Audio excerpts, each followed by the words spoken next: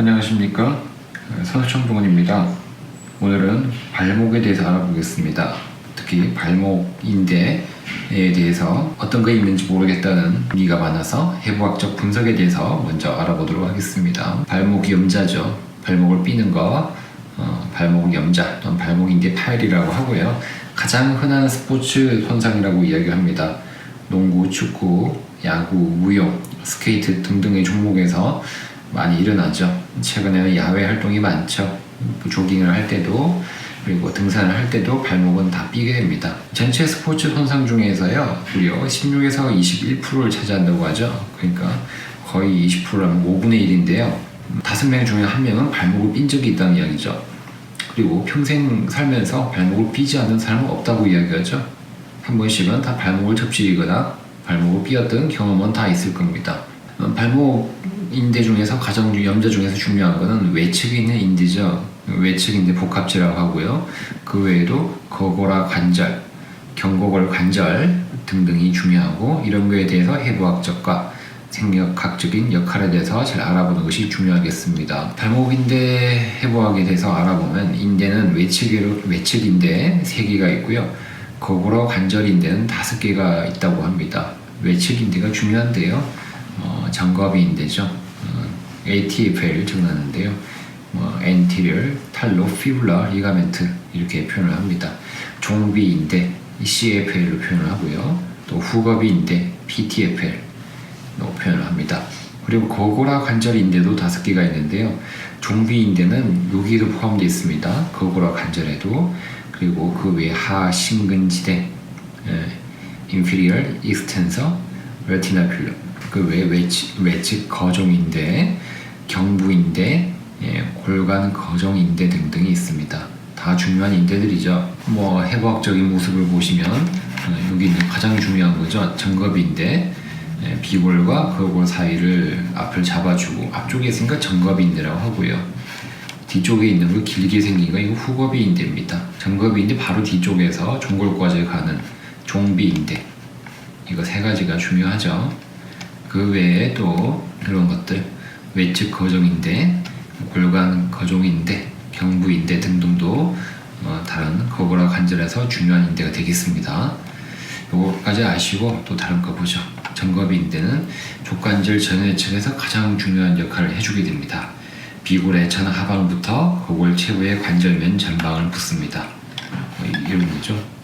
비골과 거골 사이에 붙는다. 2개의 가닥으로 되어 있고요. 바닥에서 75도 정도 기울어져 있다고요. 길이는 15에서 20mm 혹은 6에서 8mm, 두께는 2mm 정도로 이야기하고 있습니다. 생각보다 좀 짧죠? 정거비인대는 좀 짧습니다.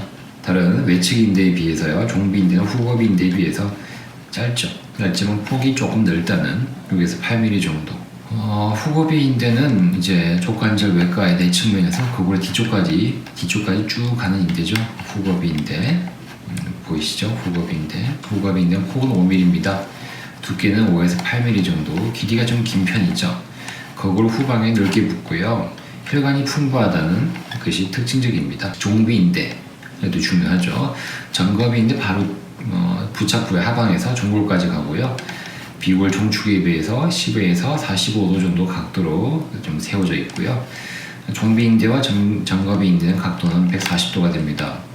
요거랑 요 사이는 100도가 넘는다 그러죠. 140도가 아니라 104도입니다. 104도. 인대 재건할 때 중요하다 그러죠. 길이는 좀 긴 편이죠. 역시 2에서 3cm, 폭은 4에서 8mm, 두께는 3에서 5mm 정도 됩니다. 그리고 인대에는 각각의 위치에 따라서, 발목의 위치에 따라서 다 다른데 역할이 팽팽하고 느슨한 것이 다 다르게 됩니다. 족관절을 족배굴곡, 도지플렉션이라는 거는 요거죠. 발목을 위로 하는 거를 족배굴곡이라고 합니다. 이렇게 발목을 위로 한 상태에서는요, 정거비인대는 느슨해집니다. 종비인대는 팽팽해지고요. 후거비인대가 최대 팽팽. 그러니까 이렇게 이야기하시면 되겠습니다.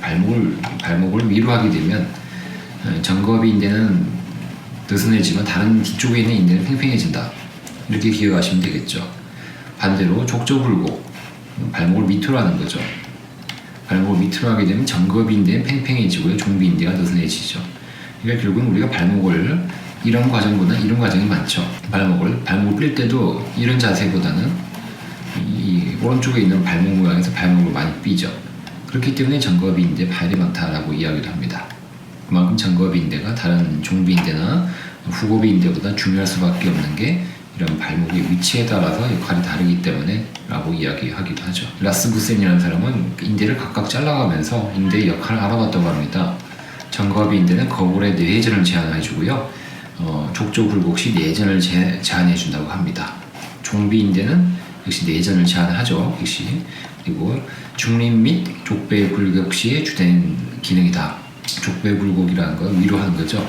위로 했을 때 중요한 역할을 해주는 것이 종비인대라는 거죠. 후거비인대도 족배 굴곡 시에 중요한 역할을 해준다고 합니다. 그래서 이 후거비인대는요, 평상시에는 역할이 좀 작지만 정거비인대나 종비인대 손상 시에 역할을 해줍니다. 내전과 내회전을 제한해주는 역할을 해주죠. 순서가 정거비인대, 그 다음에 종비인대, 후거비인대 순으로 보시면 되겠습니다. 정거비인대는 역시 발목을 내렸을 때 중요한 역할을 해줍니다. 이렇게 이야기하시죠. 이렇게 했을 때 오른쪽 사진에서 중요한 역할이 정거비인대, 왼쪽 발목을 위로 했을 때 중요한 역할이 종비인대라고 보시면 되겠습니다. 다른 후족부에 골간 거종인대 있죠. 거골화 관절의 움직임을 조절해줍니다. 경비인대도 있습니다. 거골화 관절에 4번에 관여하고요. 풍부한 신경이 많다고 합니다. 경비인대는 신경이 많아서 위치의 감각이나 반사작용에 중요한 역할을 한다고 합니다. 이걸 경비인대죠. 경비인대는 신경이 많아서 위치 감각에 중요한 역할을 한다고 합니다. 그래서 오늘은 그런 정거비인대부터 종비인대, 후거비인대, 다른 인대까지에 대해서 그런 해부학적 기능과 간단한 역할에 대해서 알아봤습니다. 오늘도 동영상 보고 많은 발목에 대해서 이해가 됐길 바랍니다. 감사합니다.